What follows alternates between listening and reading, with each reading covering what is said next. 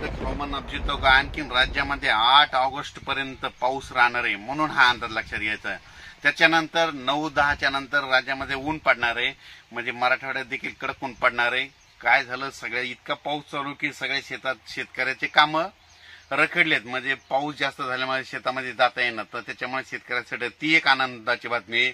ज्यांना पाऊस जास्त झालाय त्यांच्यासाठी 8 तारखेच्या नंतर 9 पासून ऊन पडणार आहे म्हणून हे देखील अंदाज सर्व शेतकऱ्यांना लक्षात घ्यायचा. पण राज्यात 3, 4, 5 ऑगस्ट आणि त्याच्यानंतर 6, 7, 8 ऑगस्ट दरम्यान पूर्व विदर्भात चांगला पाऊस राहणार आहे. त्याच्यानंतर आपण पश्चिमी विदर्भाकडे वळू.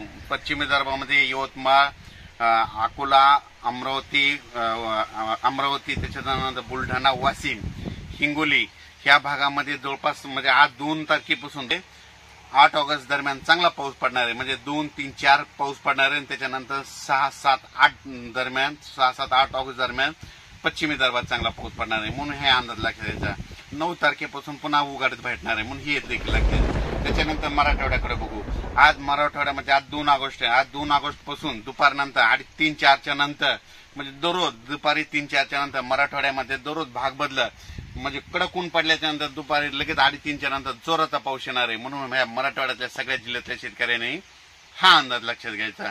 त्याच्यानंतर मराठवाड्यात देखील सर्व शेतकऱ्याला एक आनंदाची बातमी, खास करून पालम, गंगाखेड, लातूर, बार्शी तिकडल्या भागामध्ये काय झालं, इतका पाऊस झाला की विहिरी भरल्या आणि शेतातून पिकातून पाणी वाहिलंय.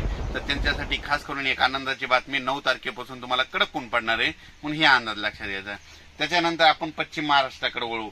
पश्चिम महाराष्ट्राकडे सरीमध्ये 8 तारखेपर्यंत चालूच राहणार आहेत म्हणून पश्चिम महाराष्ट्रातल्या सर्व शेतकरी